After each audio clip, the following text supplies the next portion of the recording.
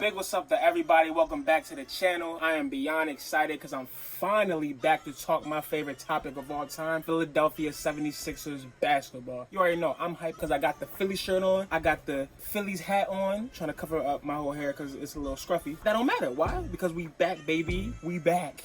Thank you everybody for being patient with me. If you did not know already, I actually went back to school this year to complete requirements to graduate with my African American Studies minor. Now that a brother has done that, he is officially done with college. Thank you to family, friends, anyone who's been motivating me physically and spiritually the last 5 years. Thank you so much. That love is honestly appreciated more than you know. Boys is grown now. We're grown. A lot of the time that I was putting towards school, I can now give to you, my viewers, my people. To switch it up a little bit, I got a whole new background for my videos, and I'm also using an Apple licensed camera. I know a lot of you guys are excited about that one. As always, them boys are mad because the process worked. My name is Cain. Let's get to the good stuff. Wow, Lillard 1 of 2. No timeout. Brett Brown says play on. Sixers need a 2 to tie, a 3 to go ahead. Covington for the lead. Yes! So I guess let's just pick up where we left off. On March 7th, the Philadelphia 76ers faced the Golden State Warriors and lost that game by a score of 114 to 118. Yep, the Sixers lost to the worst team in the league. Joke's on me, right?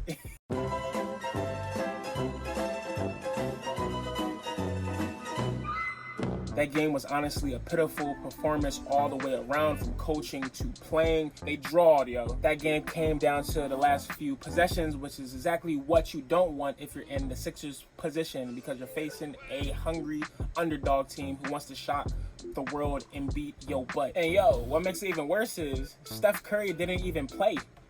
Like, what? Those losses, those specific types of losses are why people are calling for Brett Brown's head. And I can't even defend him. That comes down to coaching and the players executing the offense correctly. Something gotta give, bro. But you probably already heard this story before. Guess what happened next game? The Sixers won. On March 11th, the 76ers played the Detroit Pistons and they won by a score of 124 to 106. Joel Embiid led the way with 30 points and 14 rebounds, while Al Horford also chipped in and had a great game with 20 points and 10 rebounds himself.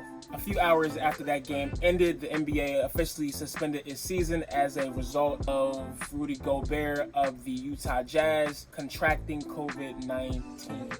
And that's honestly where we're at right now.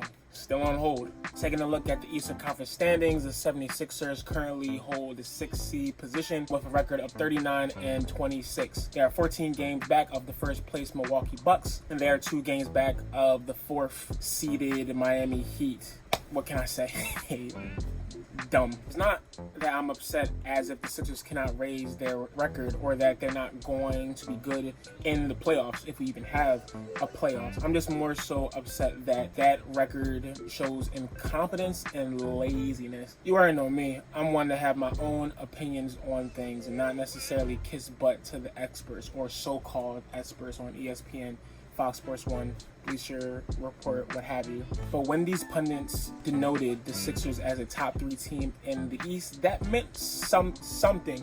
That meant that the process yielded results and fruit. And the way that we respond to that praise is by producing mediocrity. So what does the quarantine pause mean for Brett Brown and his job security with the team? This is the best thing that ever could have happened to Brett Brown because it gives him one thing that he needs, and that is time. He has time to figure out a formula that can put the Sixers back on track. He had time to allow his starting point guard Ben Simmons to heal his back injury, making a full recovery. Hypothetically, let's say this season never was interrupted and the Sixers went to the playoff as the 4th seed, right? And got bounced out of the 2nd round.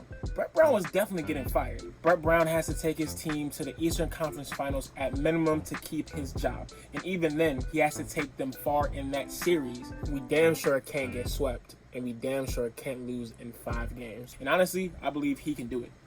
And this isn't even to throw dirt on Brett Brown's name, because I'm a Brett Brown guy. I believe that one of the main reasons the process worked and that Joel and Ben are so good is because Brett Brown developed them. He's a development coach. That's how he got his start in the NBA, developing players. That's his shtick. He's a good coach, but he has to produce.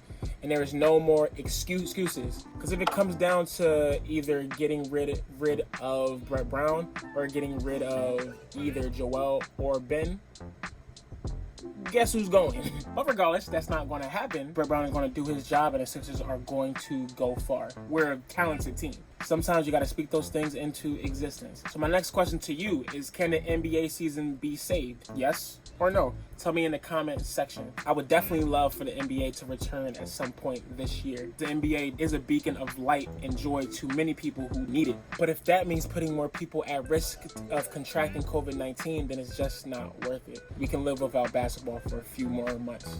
It's not that hard. So I'm in the process of editing my video, and while I was doing that, a Woj bomb appeared. It seems like the good times are coming back because the NBA is set to return July 31st. Details according to Adrian Wojnarowski of ESPN, the NBA will be inviting 22 teams to Orlando. That includes 13 Western Conference teams, as well as 9 Eastern Conference teams. If basketball doesn't come back, I just have one ask of Mr. Adam Silver. Do not produce another NBA horse challenge.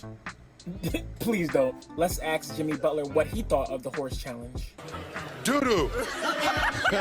The NBA recently has been in talks with Disney about renting out their World of Sports complex in Florida, so potentially there is some hope. The NBA can come back and playoff basketball can be enjoyed by everyone. If this does occur, what do you think the playoff format and the playoff setting would look like? If the NBA season were to resume going straight to the playoffs, the Sixers will be matched up against the third-seeded Boston Celtics in the first round. Not an easy task, but we can still beat them in a 7-game series. Must note, my friend who is a Boston fan said that if that playoff matchup did happen, the Sixers would get swept. The disrespect. You mad. But that just about does it for my video. Thank you guys so much for pulling up and listening to a brother speak. Make sure you smash that like button. If you haven't done so already, please subscribe to the channel. I have a lot more content coming soon. With the amount of time that I have, I can put my full energy towards this. You guys will be very pleased about what I have coming down the pipeline. If you know a Sixers fan who will love my work, please show them my channel. It's all greatly appreciated, and thank you in advance. I will see y'all next time. Stay safe. Blessings.